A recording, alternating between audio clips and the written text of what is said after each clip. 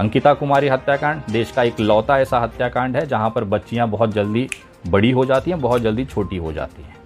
POCSO act, एक act जिसमें नाबालिग बच्चियों को संरक्षण के लिए सरकार ने बहुत अच्छी उद्देश्य के साथ बनाया, लेकिन कुछ लोग इसका किस तरह से गलत इस्तेमाल करते हैं इस वीडियो में आज आप देखेंगे। संजीव कुमार, अंकिता का वो पिता जिसे बहुत अच्छी तरीके से जादूगरी पता है कि पॉस्को एक्ट में कैसे हमको अपना फ़ायदा निकाल के लेना है। ये बात मैं क्यों कह रहा हूँ, क्योंकि अंकिता का पिताजी संजीव कुमार का बयान हुआ है कोर्ट के अंदर, जिसमें उन्होंने कहा है कि लड़की ने तो ऐसा ही गलती से 19 साल बोल दिया था। उस गलती से ऐसे सच स्टेटमेंट जो कि मजिस्ट्रेट के सामने हुआ था, जिसमें अंकिता ने साइन किया, अंकिता के बाप ने साइन किया, उस अंकिता के बयान को उनके पिताजी ने ही कोर्ट में झुठला दिया कि नहीं वो तो गलती से 19 साल बोल गई थी। तो आपने साइन क्यों किया? चलिए आपने साइन कर लिया, आपसे भी गलती हो गई, लेकिन बताइए गलती कितनी बार होती है इंसान से? इतना बड़ा गलती केवल आप ही के साथ होता है, देश में और किसी पिता के साथ नहीं होता है। 19 साल की अंकिता 5-10 दिन में 17 साल की हो जाती है। 19 चार्जशीट और केस डायरी में पहले पेज पे अंकिता सिंह की उम्र 19 थी और 10वें-15वें पेज पहुंचते पहुंचते वो 17 साल की हो जाती है। ये वाकया संजीव कुमार के साथ पहली बार नहीं हुआ, इससे पहले बहुत बार हो चुका है। क्यों, कैसे हो चुका है? इनकी एक बड़ी बेटी है इशिका कुमारी। आपके स्क्रीन पे जो एक आर्टिकल दिख रहा होगा, ये 28 फरवरी 2022 का कोर्ट आर्डर है, कोर्ट का आदेश। न्यायाधीश लक्ष्मण प्रसाद जी ने ये आदेश दिया था, जो एडिशनल सेशन जज 3 हैं और इसके साथ में स्पेशल जज हैं पॉस्को के दुमका जिला के।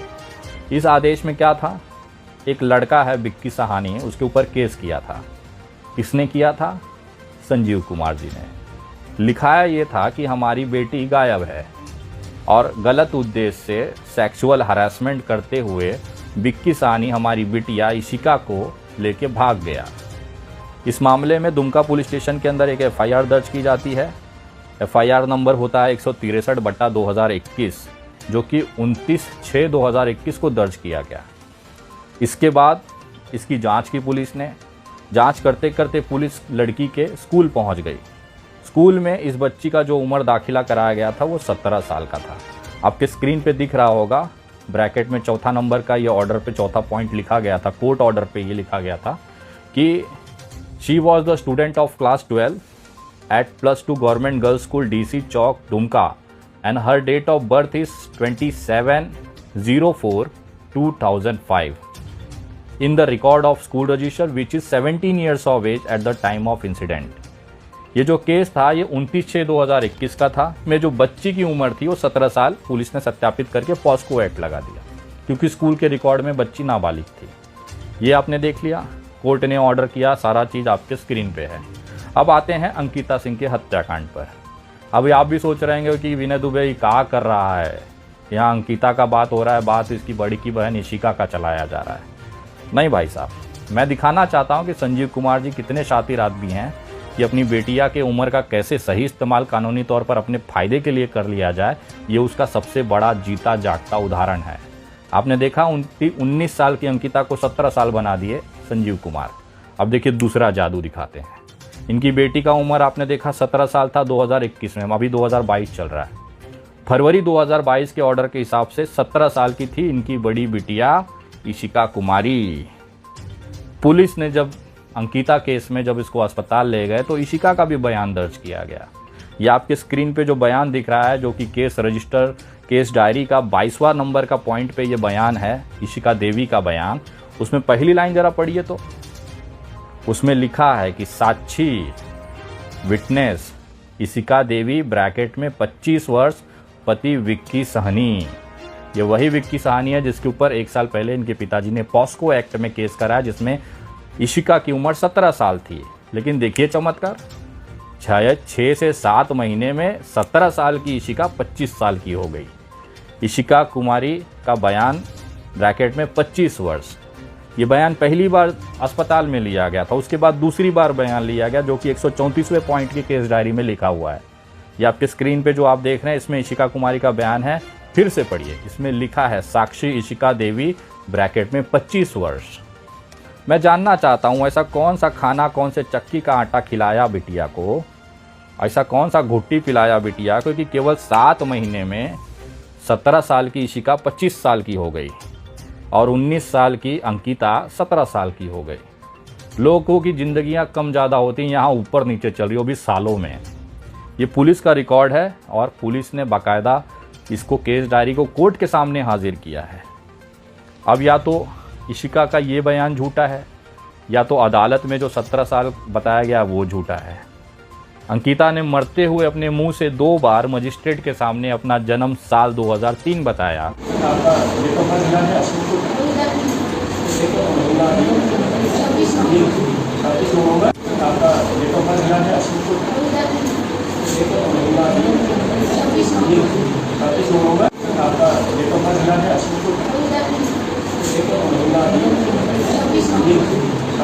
लेकिन इनके पिताजी ने दस्तावेज दिखाकर 2006 दिखाया कि स्कूल रिकॉर्ड के हिसाब से। ये आपको मैं दिखाता हूँ आपके स्कूल पे, आपके स्क्रीन पे जो दिख रहा है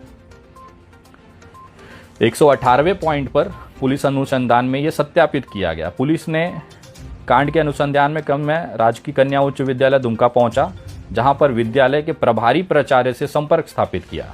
मृतका के पिता से प्राप्त किए गए मैट्रिक का अंक पत्र के अंकित जन्म तिथि का स्थापन हेतु अनुरोध किया गया। किए गए अनुरोध के आलोक में प्रभारी प्राचार्य द्वारा सत्यापन प्रतिवेदन उपलब्ध कराया गया, जिसके अवलोकन से स्पष्ट हुआ कि मृतिका का जन्म तिथि 26/11/2, मतलब अंकिता का डाइंग स्टेटमेंट में 2003 को नहीं माना गया, लेकिन उसी डाइंग स्टेटमेंट में अंकिता के बयान में शाहरुख का नाम को बहुत तगड़े से माना गया। मतलब एक लड़की मरते हुए 2 चीज़ें कह गई, एक मानेंगे दूसरा नहीं मानेंगे, लेकिन दस्तावेज साबित कर दिए गए कि वो नाबालिग थी। वैसे ही जैसे इनकी बड़ी बेटी पिछले 7 महीने पहले 17 साल की थी, अब वो 25 साल की हो गई है। मतलब अपने फ़ायदे के लिए अपने मन में हिसाब से कितना भी उम्र उसमें घस लो, कम कर लो, चाहे ज़्यादा कर वो। लड़की का बाप है, चाहे कुछ भी करा सकता है, लड़की है तो चाहे कुछ भी कर सकता है। कानून इनके लिए थोड़ी बड़ी बात है। इस केस में, ये दोनों केस में आपको इसके लिए दिखा रहा हूँ कि आपको ये समझना पड़ेगा कि किस तरह से संजीव का परिवार जो है, अंकिता का परिवार है, वो कानून की धज्जियाँ उड़ा रहा है। आधार कार्ड पे 2008 है अंकिता के। अंकिता ने मरते हुए 2003 कहा। स्कूल के डॉक्यूमेंट पे 2006 है। केंद्र सरकार आधार कार्ड बनाती है, मतलब इनके पिताजी ने आधार कार्ड में गलत जानकारी दी, जिसकी वजह से गलत आधार कार्ड बना। एक फॉर्जरी का मामला इनके पिताजी पे बनता है। अंकिता ने मरते हुए 2003 कहा। कोई भी लड़की मरते हुए गलत नहीं कहती, ये आप ही कहते हैं। आप ही लोग कमेंटों में लिखे मरती हुई लड़की गलत नहीं कहती। उसने तो 2003 भी कहा था। वो आप लोग नहीं मानेंगे क्योंकि फिर शाहरुख नहीं बच पाएगा, शाहरुख निकल जाएगा। यहाँ बात अंकिता को इंसाफ दिलाने की तो हैया नहीं है। यहाँ किसी तरह शाहरुख को फांसी पर लटका दिया जाए, चाहे जौन धारा लगानी पड़े। तो घबराइए मत, अभी तो फैक्ट्स निकल के आने चालू हुए हैं।